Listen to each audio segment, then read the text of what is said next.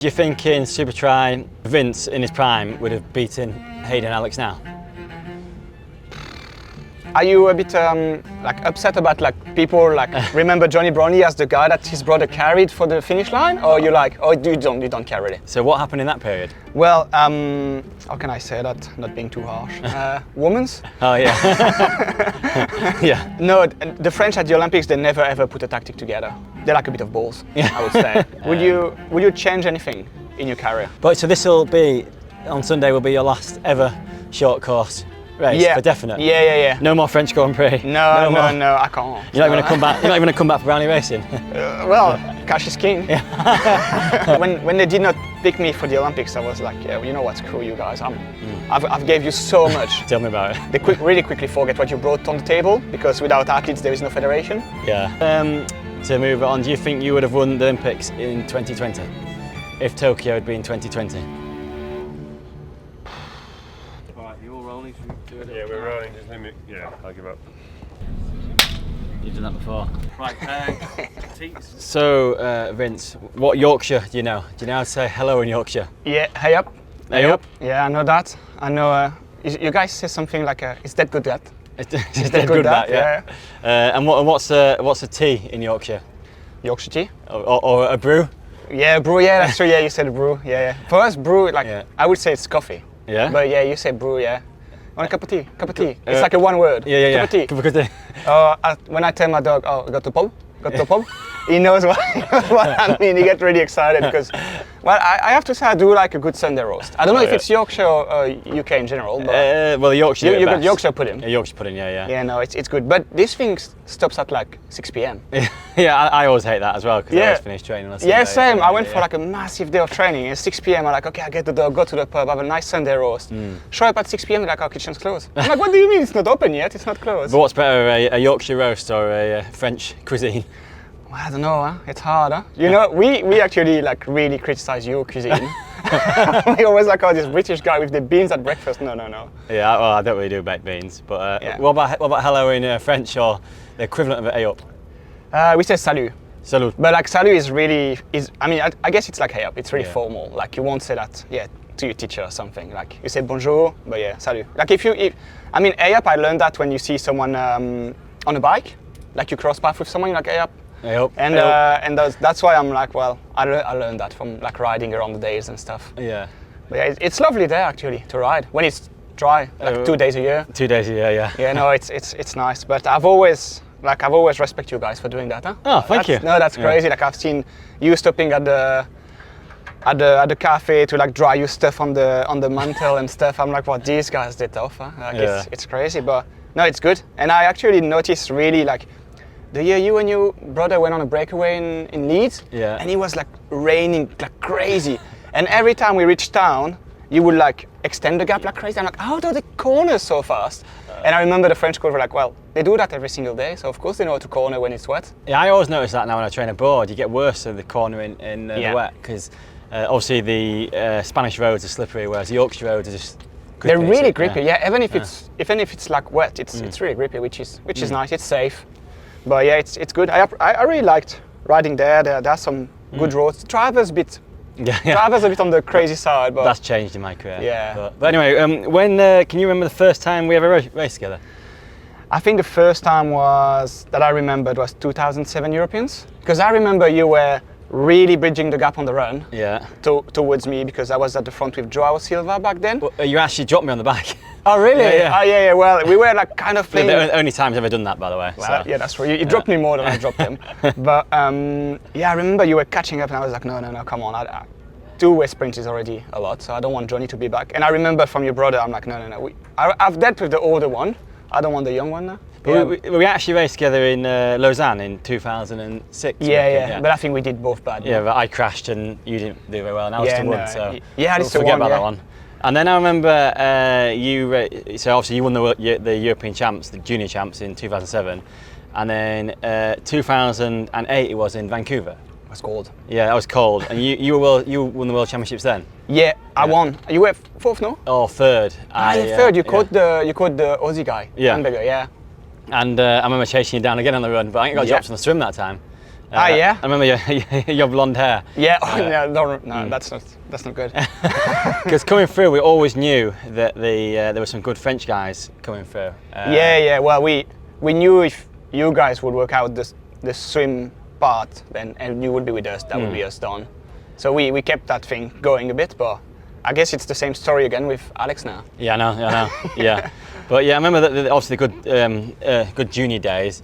But then the senior race. When was your first good kind of solid World Series? I think so. My first one was 2011 in Kitzbühel. Yeah. I think you brought the one again. Oh yeah, but, yeah. I think I was 9 for something. Okay. And you run with the big names, that guys you watch on TV, and you're like, well, I think that's good. I made it. And when was your first one? London, you said. Yes, so London in 2011, the year before. So I had a cut. So obviously you come through as a junior. I won the world under 23 champs in 2010 in Budapest, where you raced as well. Yeah. And then obviously London was kind of on the horizon then, and you're thinking, maybe I can go to London, maybe not. Yeah. I had a few terrible World Series races. So 2010 in Madrid I wasn't very good, and again in London I wasn't very good. And then 2011 came round, and I remember racing in London, and one of those races you start at 10k. It was Alistair, myself, Frodeno, and Gomez, and I'm running thinking I'll stay with them for 2.5k. I was like, I've done one lap, I'll stay there for another lap, I'll keep on going. And then I actually, I came second because Alistair had his heat exhaustion. I remember. And your mum was actually 11th for the race, no? Yeah. She jumped the fence. So that was actually 2010, sorry. So that was the first time I thought, wow, I can actually do it as a senior. Yeah, that's it, my mum jumped the fence. Yeah, we used to say in French she finished 11th. Yeah. she crossed the line right behind Alistair. No one knew that. Yeah. My mum was actually a doctor, but she kind of forgot she was a doctor at that point and started crying. Well, I guess you do. And when did you how do you qualify for London? Oh, did I what, sorry? Qualify for the Olympics? Well, I got injured during the winter between 2011 and 2012. Yeah. And I don't know, I was just the up-and-coming guy in France, and they were like, well, we give him his first experience kind of, and they called me something maybe in June, really last minute. Yeah. And I remember I came back from Australia and they're like, oh, if you can run a 5k in 15 flat, we'll take you. Oh wow. That's what I did, and then they said, well, you off to London. Yeah. So yeah, that was kind of not as straightforward as you, I guess, but because you guys still have a strong team back then. Yeah, so we had to qualify. Team Don and Will Clark. Well, London was a bit of a nightmare for us because it's obviously the last Olympics for a few people. It's a home Olympics, as I'm sure you experienced this time around. Everyone's desperate to go. And for sponsors, it's the last time. For Tim, it was his home city. So we had a very strong team, but we had to podium in the test event in the year before and the grand final. So so we qualified the year before, and then obviously we had a whole time leading up to London. What was it like from a French point of view going into London 2012? Like the French guys, were they all trying to race us, beat us, or? Well, I mean, I'll be honest with you, we were running for fourth. We were the two brothers plus Gomez, it's untouchable. And we were like, if something happened, so when you got your penalty, they were like, oh, maybe that's the something.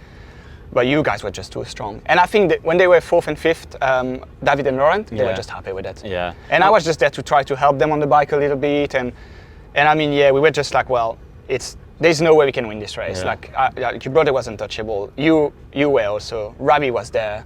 So, and honestly, they just came oh, fourth is the best we can do. They're good. And when I got my penalty, did they talk about it on the bike? We did not know actually. Oh, we knew at the start of the run that you've got a penalty, but it was a bit crazy. I remember, and that's actually my memories from all 3 Olympics I've done.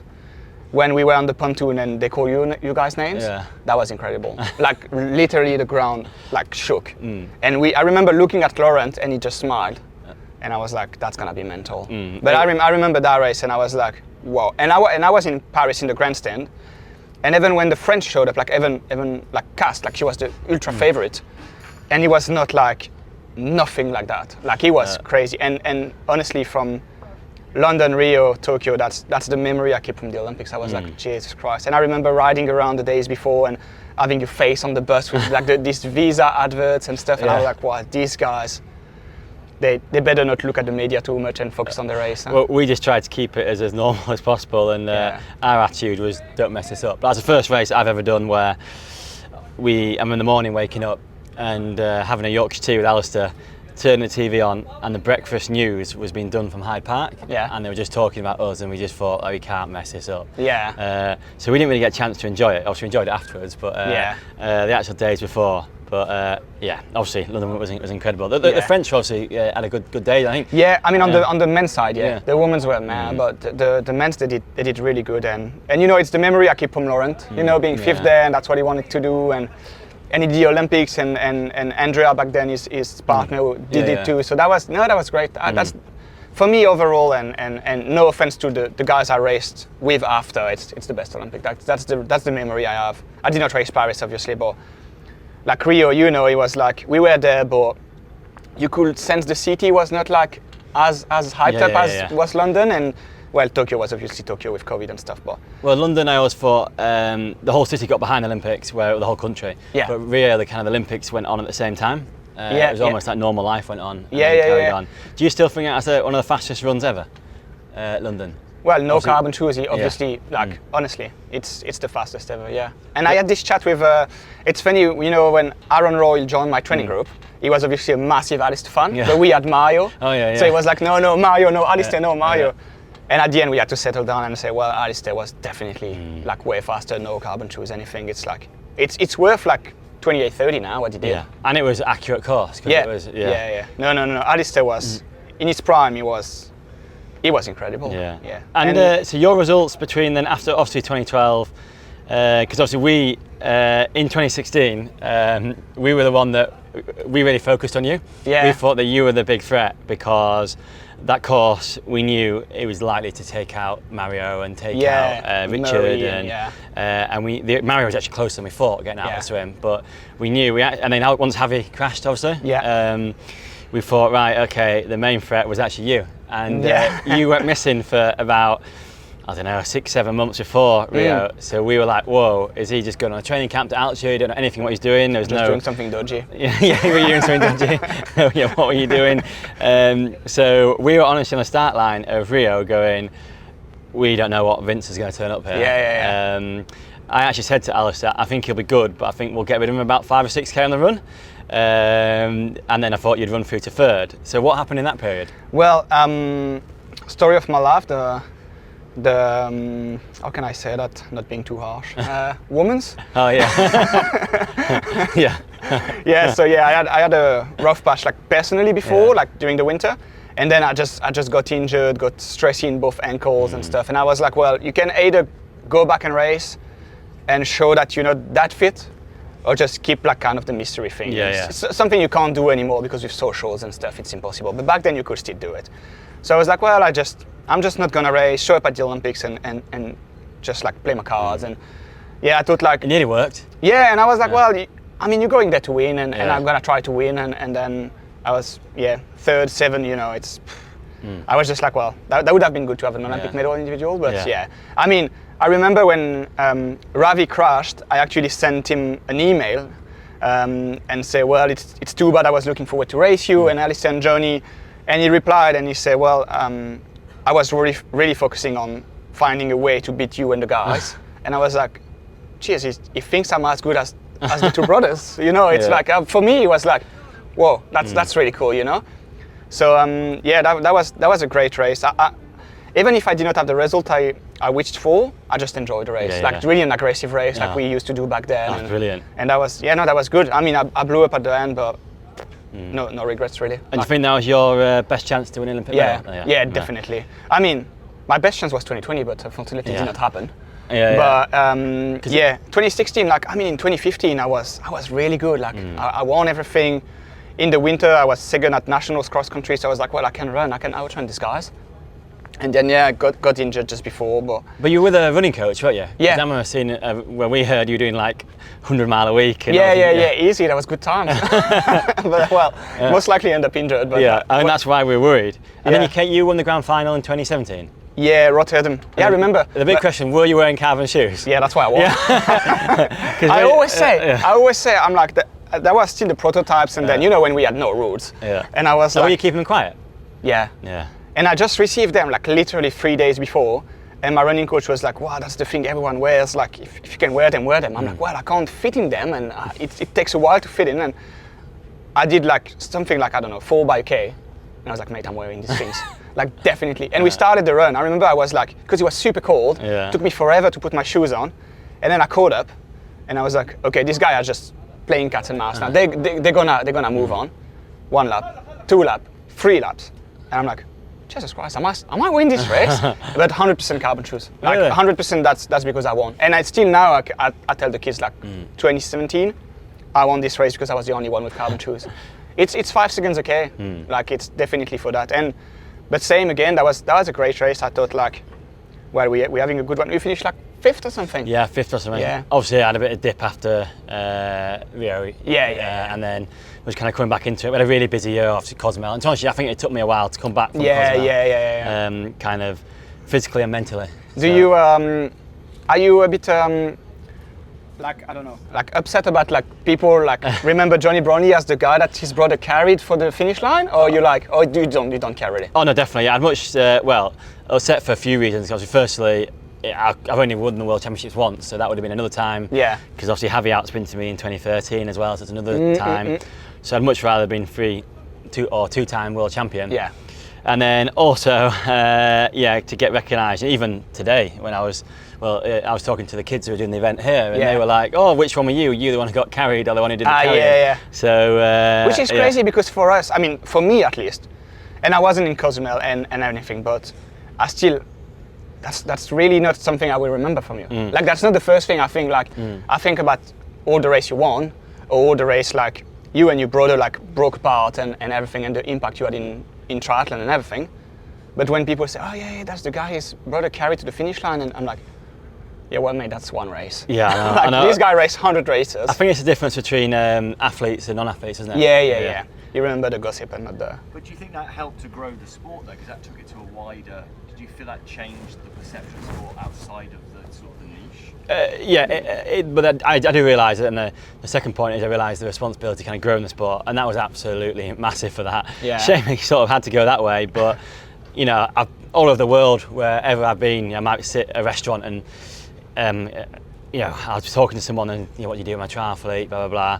Oh, I saw that video, and that's the only thing they know about triathlon. Or I remember after Cozumel, flying back through America, and it just been on the TV in the airport, and I'd been like, wow, you know, Gwen Jorgensen had won an Olympic medal, and that had never made this TV programme, but the Cozumel moment did. So I remember thinking it was great for the sport, but again, not what I want to be remembered for. I'd much rather be remembered for.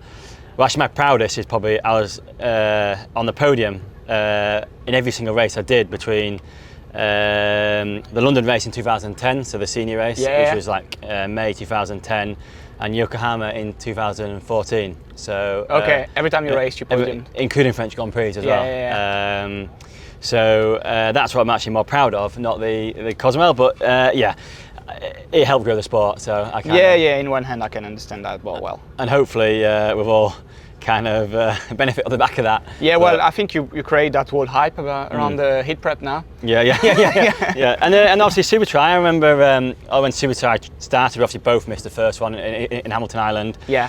And then the first year at least you didn't do it because obviously you had to race for your French team. I remember being so pleased that the French were allowed to race. Because you were the one who were like, Vincent's gonna be really good at this. Yeah, so we had some weird rules with the federation. They were like, we don't know this thing. What is this and this and that? It's really sketchy. And I know, but I was like, no, but I really want to race that thing. Like that's the fun part of triathlon. I know, but I'm really pleased because obviously this will suit you.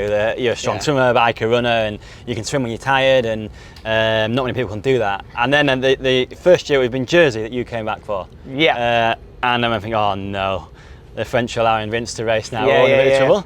And you won. That was 2018 after Gold Coast. We raced Gold Coast, I think. Oh yeah. We raced the grand final there. Yeah. And then we went to Jersey. Yeah. Still the blonde hair. Yeah, still the blonde hair. Yeah. And that was good Jersey. I loved it. Yeah, that was just. And do you think? Well, firstly, do you think Alistair would have been good at this format when we were? Well, I don't know. I really wanted to race him, but I don't know because that was kind of like. I think he was already thinking about long distance back then. Because I remember he raced Hamilton Island. Yeah, he was like, ill. He's gonna smash this guy. He was really ill though. And it was like, no, it did not look really good. And then I was like, oh, maybe he can come in 2018. I can race him. But yeah, I think his mind was already somewhere else. Yeah. And but you think in his prime he would have been good? Yeah. Wow. He was good swim, bike, run. Like you can't. He was when you were all-round athlete. Like you have nothing to fear on Super League, I think. Yeah, and do you think in Super Tri a prime Vince in his prime would have beaten Hayden and Alex now?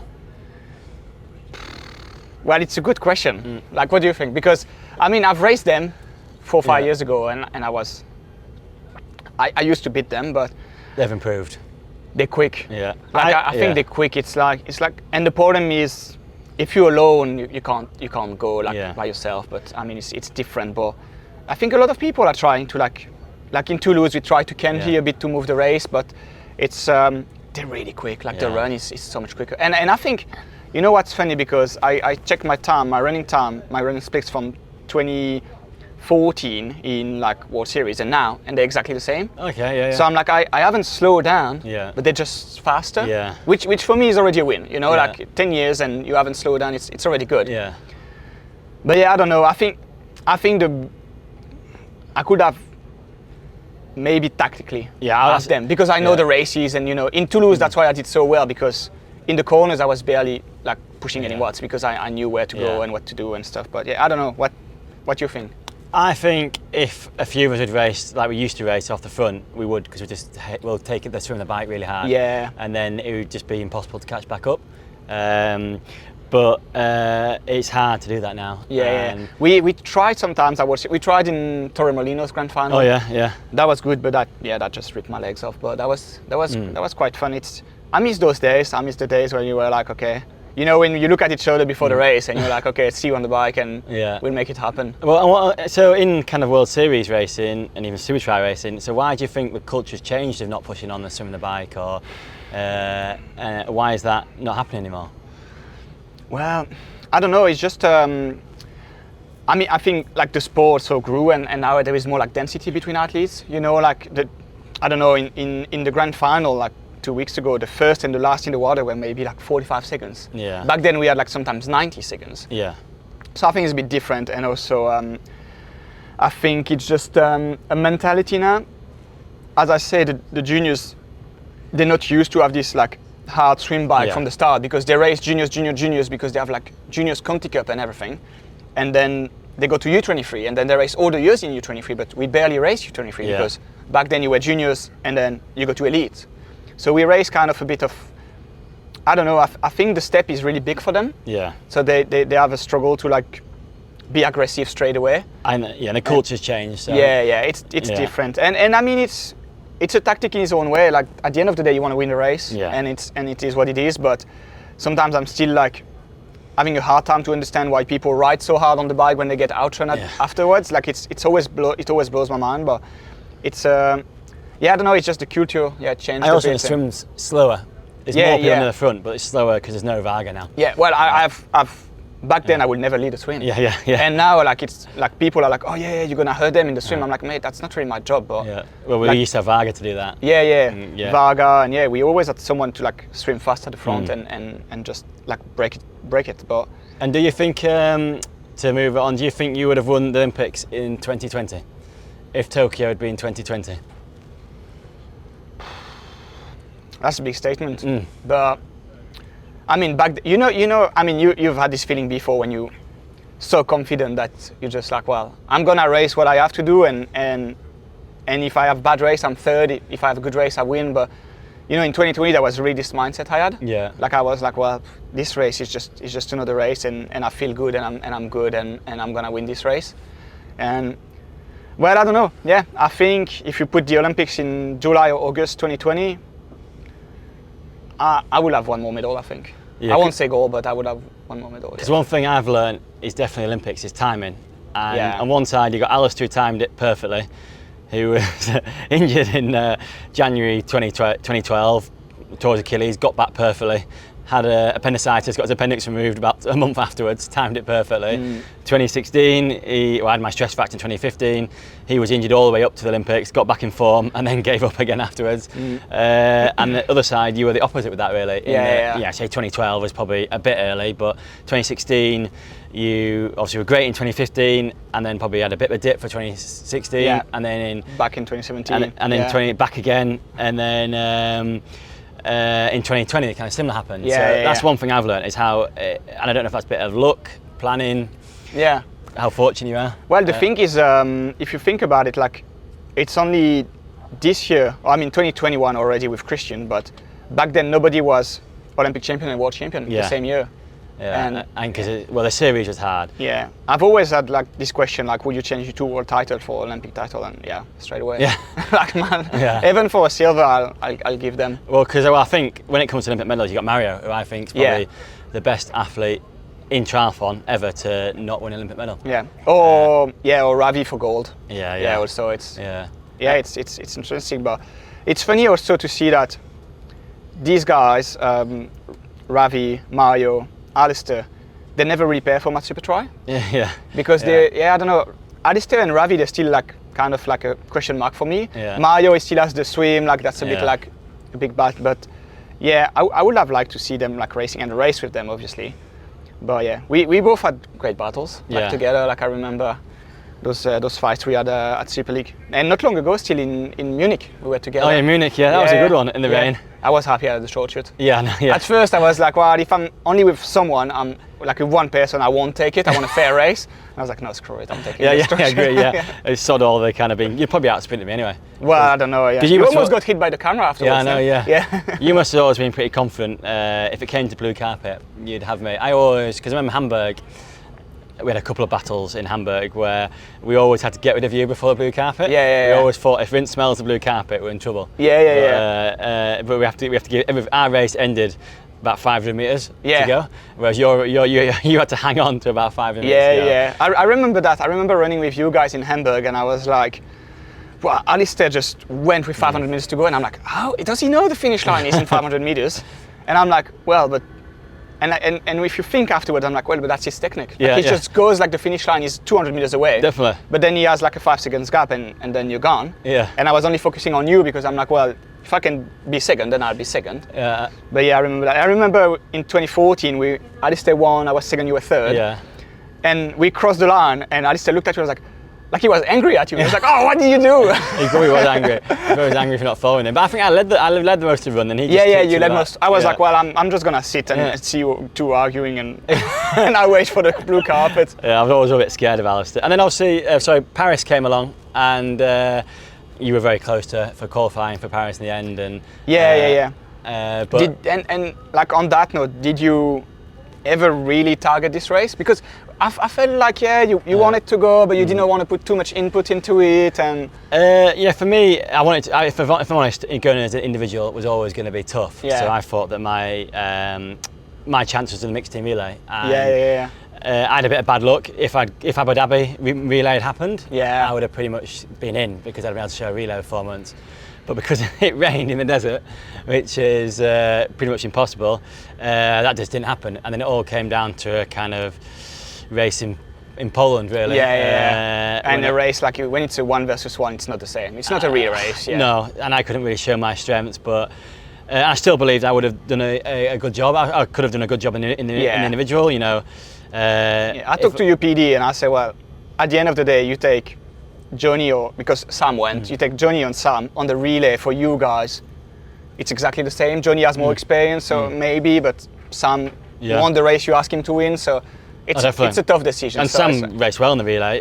I think if I'd been in the individual, Hayden wouldn't have got into the race. I think they would have, because I would have just driven the whole bike. I say the same thing to the French team. That was I can ask you, why did the French not have any kind of serious tactics to take Alex or Hayden out the race, or did they? No, the French at the Olympics, they never ever put a tactic together. Like never ever. Like in 16, in Rio, I asked them, what if, like, what are we doing? Like, are Pierre and Dorian here to help me? And they're like, kind of. And I'm like, well, what if I have a flat or something? Should I get someone else's bike? And they're like, we don't really know. Okay. And you know, they're like, because we even thought you might use Ral Short in 2016. They like a bit of balls, I would say. So to tell someone what to do, it's hard. But if I would be PD, that's what I would do. So there was no team tactics for Paris. No. Nothing. No. Which in one hand you understand, like these guys, they finish third and fourth, so they can both like medal. Yeah. But you have a guy coming back from an injury. You're like, well, mate, you're definitely gonna help these guys to like get a medal. And you know, it was the same in the grand final in Malaga. I text the guys. I'm like, oh, are we doing something to help Leo or Pierre win the world title, or are we doing nothing? Because we were all out of contention. Nobody answered, you know. And I'm like, mate, I'm gonna try and help Leo to be world champion because he's second in the world and he can maybe win, you know. But you know, it's not in our culture, and I think it's bad. I think we lack it. Well, it's quite funny because we, from the British point of view, we thought that it was all going to be about your French tactics in Paris. And no, and I told the same, and I would have done the same. I think we have a guy like Leo that's always on the podium, and he can win basically every single race he does. But he just needs a bit of help. Yeah, Leo's only chance to win was to have you in that race, I would have said. To then obviously drive a swim, get a pack away, off you go, and then hopefully he runs to win. Like that's what we did in Abu Dhabi 2022. Like he kept a spot next to him on the start line, and I helped him in the swim, and then we rode together, and that was what we wanted to do. And well, it's you know, it's politics. You know, that's good with Super Tri. It's not politic bullshit. And what's next then? Well, it's a good question. I race a 70-pound free, and I hope to get, you know, this like, so after T100 wildcard for next year. I want to do a full next year too. Oh wow! So. Well, mate, that's too hard for me. No. Yeah, I don't know. I have my eyes on a few ones. My dad did his first in Roth 2004, so that could be a good one to start with. We'll see. But what's next for you? Because I saw you riding your TT bike quite a lot. Well, again, I don't really know. I think a bit of maybe 200 if I get a contract. If I'm honest, I thought the power I was way off until I actually prepared for Mallorca. And then I obviously after Toulouse I crashed and didn't do Mallorca. But I was getting there then. I actually feel, obviously, to have the power for the top guys, I'm still going to be a way off. But that kind of next level, I think I'm getting there in that now. So I think I could be competitive. For me, I know it's a bit of a philosophy and a bit of a cop-out, is I just want to enjoy it now. I feel like I've earned the right to enjoy it. I feel like I've done my years of, 2012, the pressure of that, 2016. Well, I remember what I told you after Paris test event. You're Jonny Brownlee. You can walk away now, and nobody's gonna blame you for that, huh? But I don't want to walk away yet. I part of me was thinking of going into some challenges and some, fun stuff, whether that is anything from Marathon des Sables to some gravel racing. That was actually a really big thing for me. The gravel national champs was about 3 months ago, and had a bit of a funny time after Paris, where you're like, what am I doing next? I kind of searching for a goal. And the day before I signed up for the national gravel champs. Finished 6th, no? Yeah, finished 6th. I absolutely loved it. I went up. I was like a little kid again, pulsing your bike the morning before the race. Getting it all ready. I was really excited, and it's something new. And that's kind of thought, this is why I do it. This is why I started triathlon, and now maybe I kind of lost that a little bit. Do you think, like in French we say we loop the loop? Do you think like you've done it and you've been like 10 times to Japan and 10 times to this race, and you want a bit of a change, or you think like you're more mature and you're more like, well, I don't need those ITU points, I don't need money, so I want something I really want to do, and it's different than what it was 10 years ago? I think it's definitely different. I think it's different because I feel like I have done it, and if anything I kind of lost that goal of, I put everything into London, and then Rio, and then Tokyo, and even Tokyo I did everything I possibly could. I was actually quite proud of my 5th in Tokyo Olympics. Well, looking at how the race went, like the dynamic, that was and that was actually a really good performance. But I did everything for that. My heat preparation, everything was perfect, and there's only so many times you can do that. And I think I've almost used that up. So I think I'm kind of lost that ability to do that again. And also, there's things become more important in life, don't they? As in, when I was in 2012, the most important thing for me was a Tuesday night track session. So, do my swim in the morning, little jog, and spend all day getting ready for that and thinking about that. Whereas now, with life, with other things going on, my foundation, Brownlee Fitness, I'd actually rather spend more time doing that sort of stuff than preparing for a track session. And so I think to commit to be an athlete, 100% is actually quite hard now, whereas I'm pleased I did it in those years. You only got so many span you can do that. So I just want to go out there and enjoy a bit of racing. Would you change anything in your career? like a decision in not in training. Like I'm not talking like changing a session, but like would you say, oh, I would have gone camps more, or I would have like, I don't know, like focus more on this, or I would have changed that, or. I think if I could change, well, one thing I would have changed definitely is in the Rio Olympics, I had beaten Alistair in training session beforehand. I was absolutely flying on the run. Like I was doing a track session a week before. I've never run so fast in my life, and it was all so easy. And I should have beaten Alistair. And actually, maybe it's partly your fault. On the run, once we got rid of you, I was like, okay, it's between me and you and Alistair. Like, just don't blow up. And I'd had heat exhaustion actually in Gold Coast early in the year. And I said to Alistair, just relax, you know, chill. And he took that as in Johnny's tired, and I show weakness. I wish I'd never shown that weakness. And that's a big regret for me, because I think I could have beaten him that day. Looking back now, part of me thinks maybe I should have gone out with Tokyo on a high and gone, right, that's the Olympic career kind of done now, and move on. But it's too late for that now. And, and I've had, if anything, I would say Super Tri has dragged me back in with that, because obviously I enjoy racing it, and it's kind of given me that glimmer of hope every time. You know, every time when I thought, these guys are too fast, I'm not good enough anymore, I've had some kind of Super Tri result, which is like, right, you can do it again, come on. So maybe it's Super Tri's fault, What about yourself? Any big regrets or anything you would change? Yeah, I think at some period I would have maybe focused more on myself and put more like I don't know, like because every time I failed at the Olympics, that was for external reason. Not my training, not everything, but just things that get into my head, and I was just thinking about it. But you've been more selfish and been like, we're moving that. I think that's what I would have done. Like for the past 2 Olympics, I think Rio and Tokyo. That's what I would have done. It's just like, well. In your career, did you have anyone who could help you with that in your career? Like we had, obviously, I had the same coach throughout my whole career, and he would have, well, we've changed, but the same coaching philosophy. His understudy now coaches me, but you know, those people would have come in and said, you've got to do this.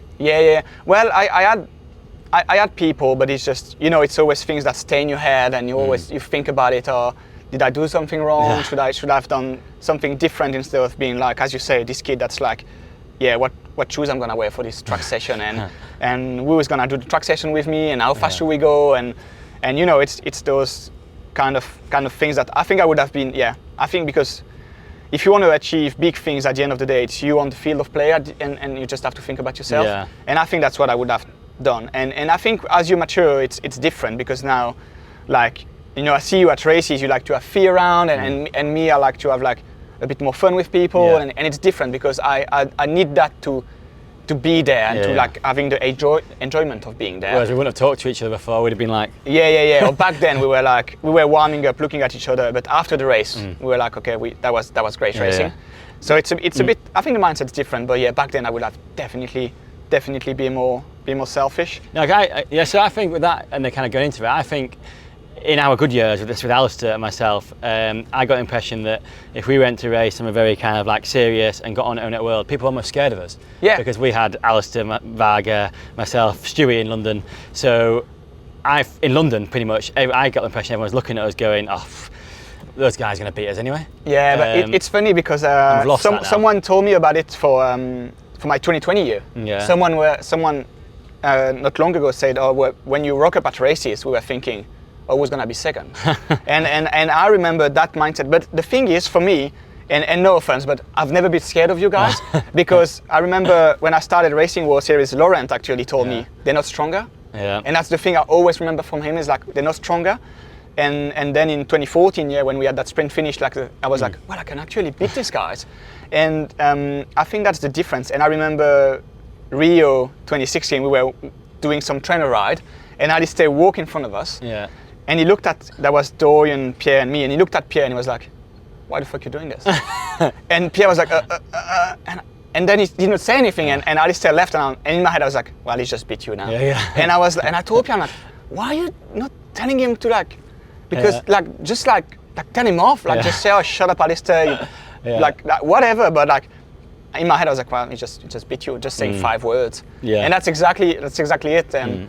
And you know, but the thing is nowadays you'd be like, oh, these guys bullying me or whatever. Yeah. But back then it was just normal, you know. Like, Well, and also on that, our coach would have never let us race if we weren't prepared for that reason. Yeah. Because then you almost lost.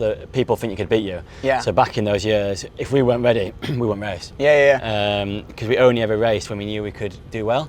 To keep that kind of idea going. Yeah. And I think now with social media, you also change a bit because there's so much BS around. Like because people think they know how to take lactate, they think they can beat you.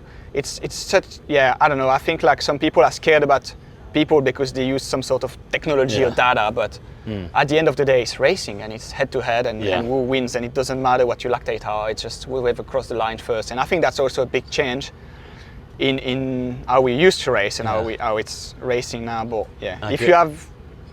if you would have one thing to tell your younger self, like when you started, or when you were like, I don't know, like 14, and you were like, well, you're gonna be double or triple Olympic medalist. Well, the one thing I would tell myself is to, I think, take it all in and enjoy it.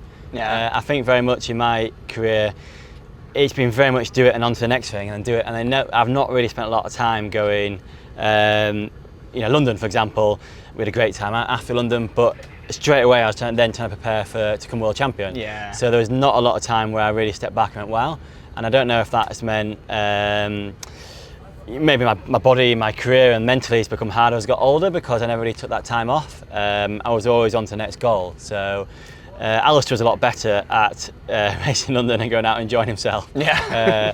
And then coming back, and then he almost had that reset.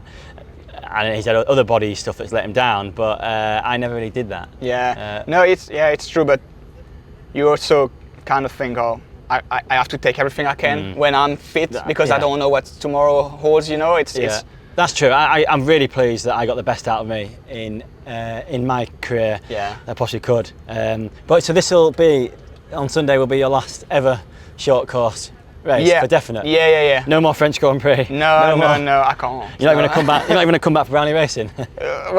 Cash is king. And so, what would be the ideal to go out on? Well, if I can get the win, obviously, but like a real fair race, like a swim bike, breakaway, that'd be good, and just like being there up front, hurting the guys, like racing like I like to race, and it's obviously will be my last short course race. But you know what, I was thinking about it because for the past 2 weeks, because I've raced my last World Triathlon race, people are really like, oh, yeah, thank you for what you brought for triathlon and this and that, and that's, you know, when I ask you like what you would tell to your younger self, it's a bit like, for me it would be like, make sure you leave something behind. So that's what you do with the foundation and everything, and that I think that's what's important. Like when I first started to race, I'm like, mate, you need medals, money, girls, and all that, you know. And then now you're more like, well, no, you just you've built something, but you're not gonna bring it to your grave. So just like try to help the people coming that have the question that you had before, and the question that you're still trying to find answers to. Like maybe if you can help direct them, and they'll have to make, these young kids, they'll have to make mistakes because that's how you learn. But it's more about it, and I've been reflecting about it, and you know, well, winning is still a big part of it because I train every day to win races. I'm not training to be fourth or even second, but I quite enjoy now being around, having like the vibes and everyone like kind of, you know, like asking me for things because I'm the older guy, but it's also like I'm 35 and I'm still finishing like 4th, 5th in the races. I'm still up there until this last run. So if I have one day I need to play my cards to win a race, that's obviously tomorrow. Yeah, definitely. But yeah, that'll be good to have one last good race together. And do you think you'll be quite emotional when you cross the finish line? Well, I don't know. I was 2 weeks ago. Yeah. But I think those French, like all the juniors were waiting for me at the finish line with signs and everything. So that was But it was more like, you know, when I went back home, did a wash, and I fought the French shoot for the last time. You're like, that's definitely the last time. But it's just like something new. I'm excited for what's next. You know, it's just like a new challenge and everything, and it's new race venues, new equipment, new everything, and so it's a bit different. But you never thought about after Paris? You thought, sod it, I'm just not going to race for France again. You always wanted to come back. I wanted to live on my own terms. Yeah. That was more that. Like I really, when they did not pick me for the Olympics, I was like, yeah, well, you know what, screw you guys. I've gave you so much. Like I gave you so much that if that's how you want to reward me, then okay, fine. Tell me about it. But then, yeah, well, that's the thing, you know, with politics and federation, it's like, man, they really quickly forget what you brought on the table, because without athletes there is no federation. Yeah. But it's also like, man, I don't want to give them that pleasure. Like that's my career. I make my own decisions. Yeah. And I'm going to that last race, and I'm gonna like pull the trigger when I want to pull the trigger, and I'm gonna put that suit back when I want to put it back. You know, and that's. And very few people get to go out on their own terms like that. Yeah, that's the thing. It's like, you know, it's funny because I was watching the women's race the day before us in the grand final, and I've seen some girls, and I was like, bloody hell, these girls were going for the win not long ago, and now they're just hanging there because they are founding and stuff, and I'm like, that's not what I want to do. You know, I just want to leave when I want to leave, and I could do one more year, but why? What for? You know, it's like I've as you said, we've both achieved what we wanted to achieve, and even more than what we ever dreamt of, and it's like it's fine to leave when you want to leave, and I think that's really good, and you know, I was talking with Georgia the other day about like, I've known Jonny for 20 years, and we wait for this year to do a session together. Oh yeah, I know. And then, that was a good session to and I liked it. Yeah, and I told Georgia, I'm like, well, Jonny can actually still win like big races. I think he's good, he's fit, and and I enjoy that, and I think that's the thing I remember from my career. You know, like friendships and having people you can trust and rely on, and people you can't trust and can't rely on. And I think that's the main thing. Is like you gotta make sure you've built something that you enjoy, and I think that when I ask you for your suits for like to put in my gym, and I'm like, there's not many people. There's like 8 suits I ask, and you were part of it. Oh. But it's the thing I remember from this, and I'm sure I'll still see you after we both done with short course or just triathlon in general, because I've enjoyed those past 2 decades, I guess. No, and one more before I get too hot, but heavy exhaustion again. Where do you see yourself in 10 years? Like, do you would you ever see yourself back here as a manager, taking MG's role, or would you ever see yourself in the federation, or just completely out of the sport? Well, I'll have to start to do some adult stuff, I guess. You know, like like build some sort of family or something more than a dog.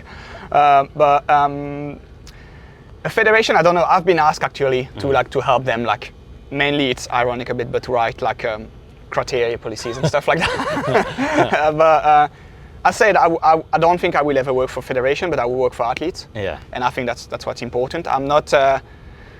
I think your brother does that really well to handle the politics side, so I don't think I can work that much with politics. But yeah, I would still like to help the sport grow, and I'm thinking and starting as you a foundation to like help the kids and stuff like that. Like, I just wanna make sport fair, because you know, like we've both seen like sometimes it can be unfair, and I just want to make sport fair. And if people don't have the resources to like train and offer like equipment and stuff, I wanna help them, obviously. Yeah.